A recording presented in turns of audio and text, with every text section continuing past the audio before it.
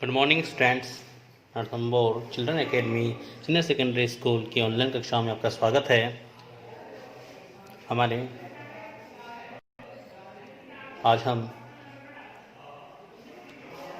English का topic conjunctions connectives को पढ़ेंगे। पिछली कक्षाओं में भी हम इसी टॉपिक को पढ़ते आ रहे हैं, आज भी हम इसी को पढ़ेंगे। आज हम नॉट ओनली बट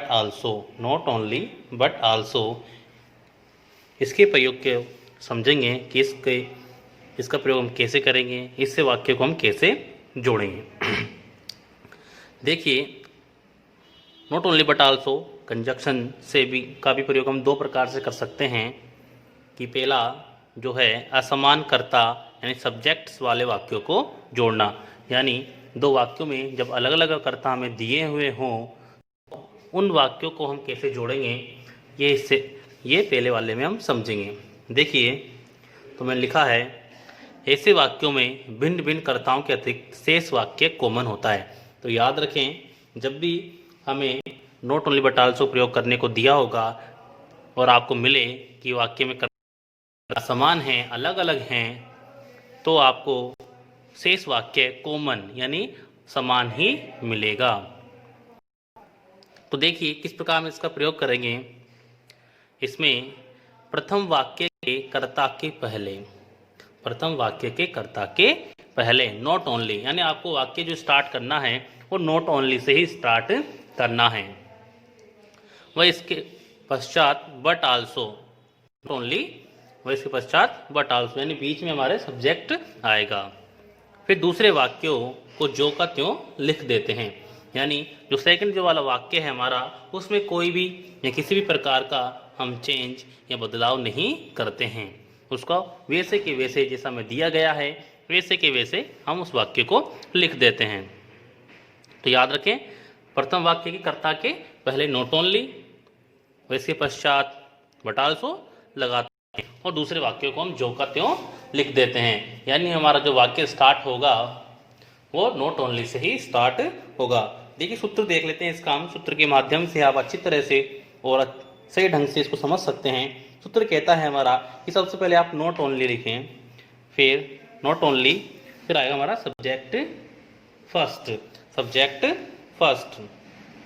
फिर सब्जेक्ट फर्स्ट हो गया, उसके बाद बट आल्सो, फिर उसके बाद सब्जेक्ट सेकंड, और जो एंड में जो लिखेंगे हम, जो शेष कॉमन वाक्य है, यानी वाक्यों में जो दो वाक्य में दिए गए हैं उन दोनों वाक्यों में जो समान हिस्सा है उस वाक्य को हम लिखेंगे कॉमन बनाकर, यानी एक बार ही हम उसे लिखेंगे।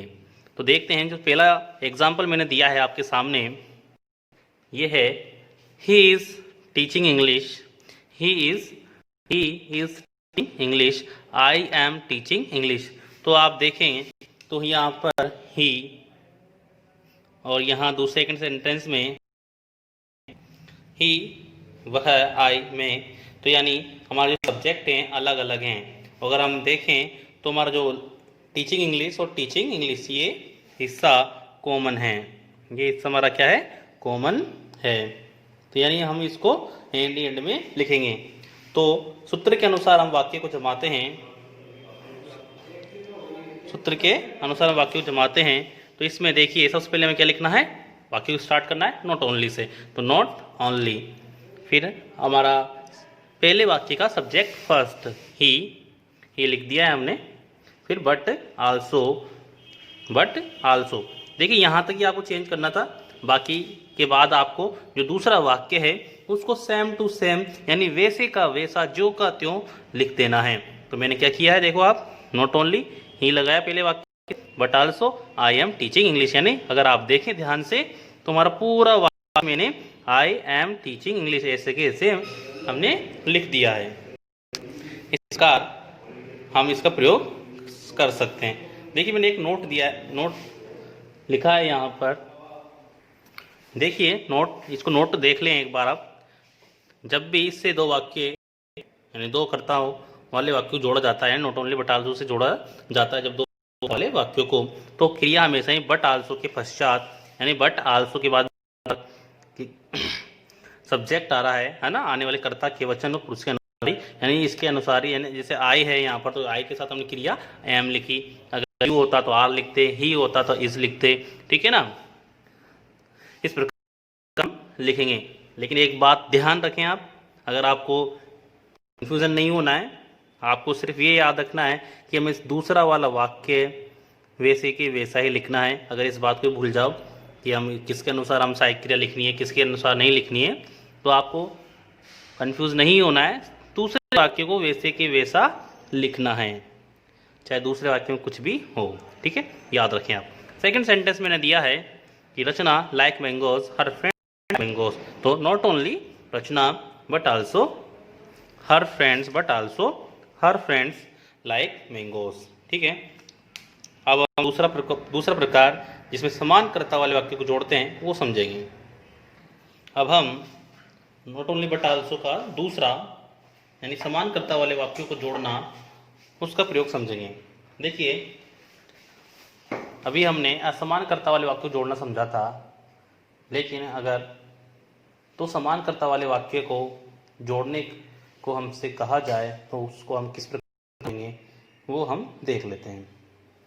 देखिए, क्या करना है, जब दो वाक्यों में कर्ता यानी सब्जेक्ट कॉमन हो यानी समान हो, तो प्रथम भिन्न शब्द, जो प्रथम भिन्न शब्द है हमारा उस वाक्य का या शब्दखंड या पूरे वाक्य जो हिस्सा है उस जो के पूर्ण नॉट ओनली और इसके पश्चात बट आल्सो लगाकर दूसरे वाक्य के कर्ता को, यानी दूसरे वाक्य का जो कर्ता है, क्योंकि कर्ता हमें कॉमन लेना, एक ही बार हमें लिखना है, तो दूसरे वाक्य के कर्ता को छोड़ते हुए दूसरे वाक्य के भिन्न शब्द, यानी दूसरे वाक्य में जो अलग शब्द है, अलग जो अर्थ में दे रहा है वो या शब्द खंड को हम लिख देंगे।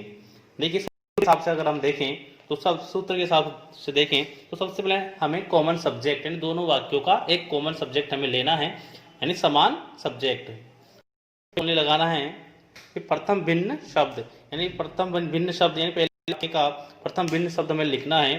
फिर बट आल्सो, फिर द्वितीय वाक्य का भिन्न शब्द हमें लिखना है। हाँ, तो अब सूत्र के हिसाब से हमने देखा तो कॉमन सब्जेक्ट सबसे पहले, फिर नॉट ओनली, प्रथम भिन्न शब्द यानी पहले वाक्य का प्रथम भिन्न शब्द जो अलग अर्थ हमें दे रहा है वो भिन्न शब्द, फिर बट आल्सो लगाने के बाद तो द्वितीय भिन्न शब्द यानी द्वितीय वाक्य द्वितीय भिन्न शब्द हम लिखेंगे। हम उदाहरण के हिसाब से समझ लेते हैं, उदाहरण के हिसाब से किस प्रकार हमें जोड़ना है, किस प्रकार हमें क्या है। देखिए, जो पहला एग्जांपल मैंने दिया है वो बहुत ही आसान है, इसके माध्यम से आप अच्छी तरह से समझ सकते हैं। सबसे पहला मैंने लिया he read a lesson, he read a lesson, he wrote a lesson, he wrote a lesson. तो अगर आप देखें तो ही और ही यानी दोनों वाक्य हैं, इसमें हमारा जो सब्जेक्ट है कॉमन है, यानी सेम अर्थ हमें दे रहा है ही, यानी वह कॉमन है, तो इसको हम कॉमन लेके यानी एक बार ही हम लिखेंगे जैसे हम गणित में करते हैं, ठीक है, यस। और हम देखें तो बाकी जो वाक्य है वो अलग है, यानी भिन्न शब्द खंड है, read a lesson, road a lesson. तो इसको हम जोड़ेंगे कैसे, तो ही हमने कॉमन सब्जेक्ट ले लिया है, कॉमन सब्जेक्ट हमारा ही है, ठीक है। फिर नॉट ओनली, नॉट ओनली मैंने लिख दिया है। फिर जो कॉमन यानी प्रथम भिन्न शब्द है या खंड है उसको लिखेंगे, तो पूरा देखिए हम पूरा ही भिन्न है, रीड ए लेसन, इसमें रोट ए लेसन, तो इसमें पूरा ही ये अलग है, तो इसको पूरे को हम लिखेंगे। तो he not only read a lesson, he read a lesson, but also लिख दिया है। अब देखें, हमें दूसरे वाक्य को भी लिखना है, लेकिन हमने कॉमन सब्जेक्ट ले लिया है इसलिए उसको नहीं लिखेंगे, यानी उसको छोड़ देंगे। तो बट आल्सो के बाद ही को हमने छोड़ दिया, रोट ए लेसन। इस प्रकार हम इसको समझ सकते हैं।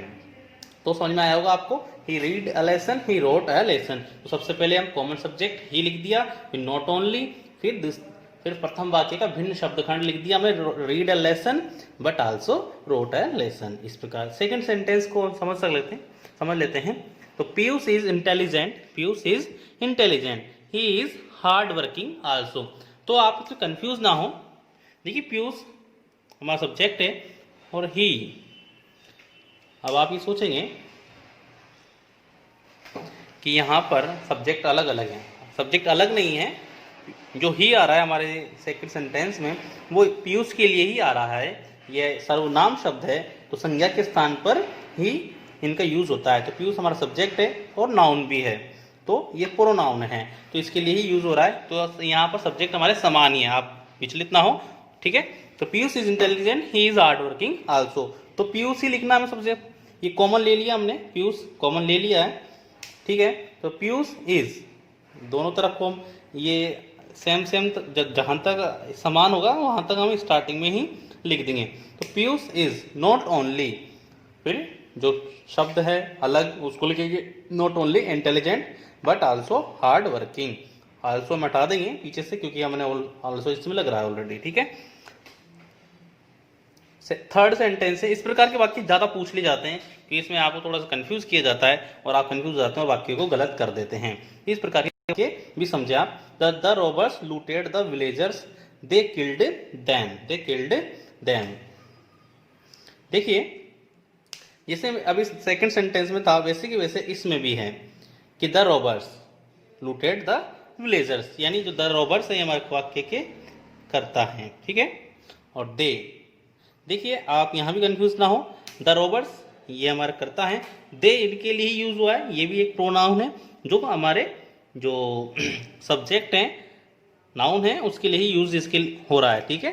तो दे यहाँ पर अलग नहीं है, अलग करता नहीं है, उसी के लिए यूज हो रहा है। तो आप कंफ्यूज ना हो और गलत वाक्य को गलत ना करें। तो कॉमन लेना है हमें द रॉबर्स हमने कॉमन ले लिया है, not only looted the villagers, ठीक है। जो अलग वाक्य जो अलग था ये इसको हमने लिख दिया नॉट ओनली के बाद, देखिए आप, ठीक है। फिर बट आल्सो लगाया हमने, अब इसको क्योंकि हमने इसको तो लिख ही लिया है पहले से, यहाँ पर एक बार लिखना था हमें, दे रॉबर्स के लिए ही यूज हो रहा है, बट आल्सो किल्ड देम। इस प्रकार से नॉट ओनली बट आल्सो का प्रयोग हमारा हो गया है। अगली कक्षा में हम किसी और कंजक्शन का प्रयोग समझेंगे। धन्यवाद।